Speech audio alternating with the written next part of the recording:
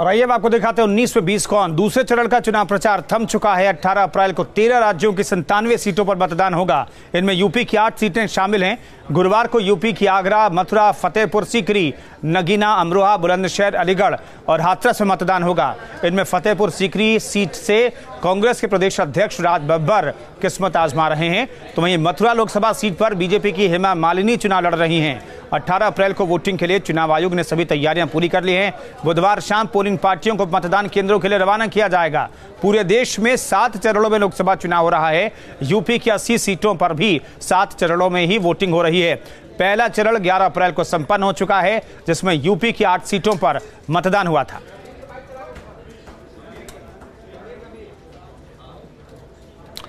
केंद्रीय गृह मंत्री और बीजेपी प्रत्याशी राजनाथ सिंह ने दूसरी बार लखनऊ से नामांकन पर्चा भरा है। नामांकन से पहले राजनाथ सिंह ने रोड शो किया। इस दौरान रोड शो में मौजूद बीजेपी कार्यकर्ता खासे जोश में दिखाई दिए। नामांकन स्थल पर राजनाथ सिंह के नॉमिनेशन को लेकर पुख्ता इंतजाम किए गए थे। साथ ही भारी पुलिस फोर्स की भी तैनाती की गई थी। नवाबी शहर में जब केंद्रीय गृह मंत्री और बीजेपी प्रत्याशी राजनाथ सिंह का रोड शो निकला तो मानो पूरा शहर थम सा गया। जहां जहां से रोड शो निकला हर ओर केसरिया छटा दिखाई दी। राजनाथ सिंह ने लखनऊ से नामांकन भरा तो उनके साथ बीजेपी के कई कद्दावर नेता भी मौजूद रहे।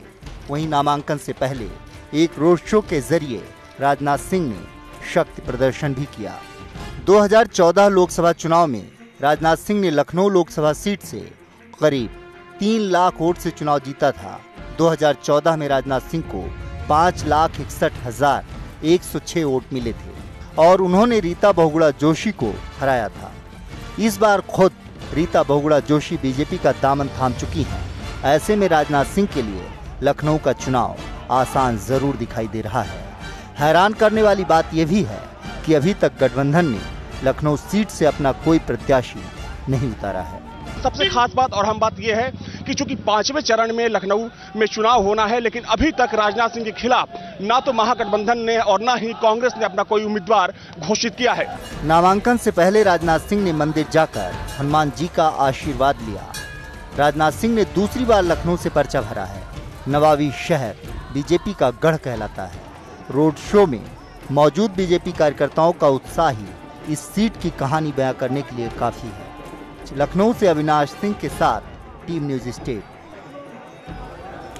लखनऊ में मुकाबला कांटे का हो सकता है। शत्रुघ्न सिन्हा की पत्नी के समाजवादी पार्टी में शामिल होने के बाद राजनाथ सिंह के सामने चुनौती बड़ी हो सकती है।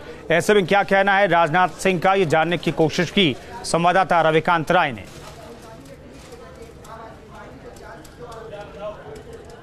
केंद्रीय गृह मंत्री राजनाथ सिंह ने आज लखनऊ से अपना नामांकन दाखिल किया है और नामांकन के दौरान जो जनसैलाब उमड़ा वो ये दिखाता है कि लखनऊ में उनकी लोकप्रियता कितनी है। इस वक्त हमारे साथ राजनाथ जी हैं। राजनाथ जी, आप भारतीय जनता पार्टी के स्टार प्रचारक हैं। पूरे देश में आप घूम रहे हैं और पहले चरण का मतदान भी हो गया। क्या माहौल दिखता है इस बार के चुनाव में आपको? 2014 की अपेक्षा माहौल इस बार मुझे ज़्यादा अच्छा दिखाई देता। उसका कारण यह है कि 5 वर्षों तक बीजेपी लेड एनडीए को सरकार चलाते हुए देश की जनता ने देखा है और हमारे प्रधानमंत्री के प्रति भी लोगों का विश्वास और भरोसा पहले की अपेक्षा बढ़ा है। इसलिए मैं आश्वस्त हूँ कि पहले से अधिक सीटों पर विजय प्राप्त होगी। इस संभावना को भी नकारा नहीं जा सकता है कि एनडीए को 2/3 मेजॉरिटी हासिल हो। राजनाथ जी, आप जब नामांकन के लिए भारतीय जनता पार्टी के कार्यालय से कलेक्ट्रेट पहुंचे, आपने देखा जो जन समर्थन मिल रहा था। बहुत लंबे समय तक महागठबंधन और कांग्रेस पार्टी कोई उम्मीदवार आपके खिलाफ नहीं ढूंढ पाए। अब ये पता चला है कि पूनम सिन्हा को यहाँ से उतारते हैं। कोई चुनौती देखते हैं आप? नहीं, वो आ रही हैं, स्वागत है। वो महिलाएं हैं, हम उनका सम्मान करेंगे। आए, आना चाहिए। राजनाथ जी, इस बार के चुनाव में जो मुख्य अपोजिशन है कांग्रेस पार्टी, वो ये कह रही है कि आप लोगों ने पुलवामा में एयर स्ट्राइक किया, सर्जिकल स्ट्राइक किया, वो गरीबी के खिलाफ जो है स्ट्राइक करना चाहते हैं और जो न्याय स्कीम लेकर आए हैं। आप सरकार में रहे हैं 5 साल तक, उससे पहले भी सरकार में। आपको लगता है कि ये स्कीम फिजिबल है और जनता पर असर हो पाएगा कुछ? देश की सुरक्षा के लिए जहाँ भी स्ट्राइक करने की जरूरत होगी वहाँ स्ट्राइक करेंगे। जिस भी प्रकार की स्ट्राइक की जरूरत होगी हर प्रकार की स्ट्राइक करेंगे। लेकिन गरीबी पर स्ट्राइक करने का जहाँ तक सवाल है, एक अमेरिका के माना जाना थिंक टैंक है ब्रुकिंग इंस्टीट्यूट, उसने अपने सर्वे में कहा है कि 2016 में सर्वे किया था तो गरीबी के गंभीर संकट से गुजरने वालों की संख्या लगभग 12.5 करोड़ थी। और इधर 2019 में जो सर्वे किया है उसने कहा कि गरीबी के गंभीर संकट से गुजरने वालों की संख्या केवल 5 करोड़ रह गई है, यानी 7.5 करोड़ लोग उसके बाहर हो गए। इसे कहते हैं गरीबी पर स्ट्राइक करना। और मैं आश्वस्त हूँ कि 5 वर्षों तक और यदि हमारी सरकार रही और मोदी जी भारत के प्रधानमंत्री रहे तो गरीबी के संकट से काफ़ी हद तक इस देश को निजात मिल जाएगी। क्योंकि बराबर गरीब और गरीबी को जो मुद्दा बनाता रहा है कांग्रेस, शायद कांग्रेस को अभी भविष्य में यह अवसर कभी नहीं मिलेगा। गरीबी दूर करने के लिए कांग्रेस की तरफ से कोई सीरियस इफर्ट कभी नहीं हुआ। और मैं तो ये मानता हूँ धीरे धीरे अब कांग्रेस भी समाप्त हो रही है। और कांग्रेस, जिस दिन भारत कांग्रेस मुक्त हो जाएगा उसी दिन भारत गरीबी मुक्त भी हो जाएगा। राजा जी, एक अहम सवाल ये है कि इस बार के कैंपेन में राहुल गांधी जहां भी जाते हैं रैली में एक ही वो नारा दे रहे हैं कि चौकीदार चोर है। प्रधानमंत्री पद की गरिमा होती है, राजनीति में दुश्मन भी होते हैं, परस्पर विरोधी विचारधारा वाले भी लोग होते हैं, लेकिन ये जो कैंपेन कि चौकीदार चोर है, इसको कितना जायज़ मानते हैं? मैं समझता हूँ कि भारतवासी बराबर मर्यादाओं का पालन करने वाले का ही वो सम्मान किया है। प्राचीन भारत के इतिहास को उठा कर दिया आप देखें, जो मर्यादाओं को तोड़ता है उसे भारतवासी नकार देता है। चौकीदार चोर है क्या है ये देश की जनता अच्छी तरह समझती है। हमारा चौकीदार प्योर है, दोबारा उसका पीएम बनना श्योर है, देश की सारी समस्याओं को वही क्योर है, चारों ओर शोर है, मोदी वंस मोर है।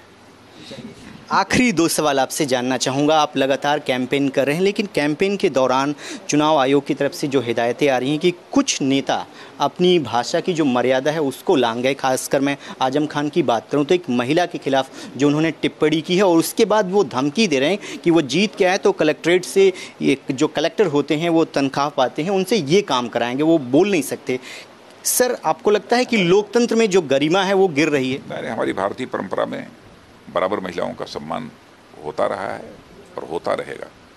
और जो कुछ भी उन्होंने कहा है वो बहुत ही दुर्भाग्यपूर्ण है और ऐसा नहीं कहना चाहिए था। और इलेक्शन कमीशन ने उसका कॉग्निजेंस लिया है और इलेक्शन कमीशन जो भी करेगा उचित कार्रवाई करेगा। सर, आप भारत सरकार में गृह मंत्री हैं और कश्मीर की बात करें तो महबूबा मुफ्ती, उमर अब्दुल्ला, लगातार ये लोग कह रहे हैं कि जम्मू कश्मीर में भारत का झंडा उठाने वाला कोई नहीं बचेगा। 2 प्रधानमंत्री, ये किस तरीके की बौखलाहट है कि एक ही देश में 2 प्रधानमंत्री कैसे हो सकते? नहीं, जो झंडा भारत में होगा वही झंडा वहाँ भी होगा, जम्मू कश्मीर भी होगा। क्योंकि जम्मू कश्मीर कोई भारत से अलग नहीं है। जम्मू कश्मीर भारत का इंटीग्रल पार्ट था, है और रहेगा। मेरा आखिरी सवाल आपसे सर, उत्तर प्रदेश में इस बार कैलकुलेशन जो किया जा रहा है महागठबंधन के द्वारा, खासकर जातिगत वोट बैंक को वो जोड़कर पूरा गणित लगा रहे हैं, आपको लगता है कि ये कन्वर्ट हो पाएगा और कितनी सीटों की उम्मीद आप उत्तर प्रदेश में करते हैं? मैं तो मैथमेटिक्स का भी छात्र रहा हूँ, इसलिए मैं कह सकता हूँ पिछली बार सब मिला जुला कर 73 सीटों पर विजय प्राप्त हुई थी। इस बार 74 हो जाएगा, लेकिन 72 नहीं होना चाहिए। कोशिश हम लोगों की यही है। मेरा आखिरी सवाल आपसे, कुछ पॉलिटिकल पार्टी खासकर रीजनल वो मुसलमानों में इस तरीके की फीलिंग देना चाहते हैं, मैसेज देना चाहते हैं कि आप लोग एकजुट होकर वोट कीजिए, वोट गलत नहीं पड़ना चाहिए।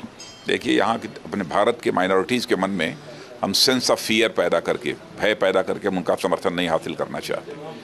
हम उनके अंदर सेंस ऑफ कॉन्फिडेंस पैदा करके, विश्वास पैदा करके समर्थन हासिल करना चाहते हैं।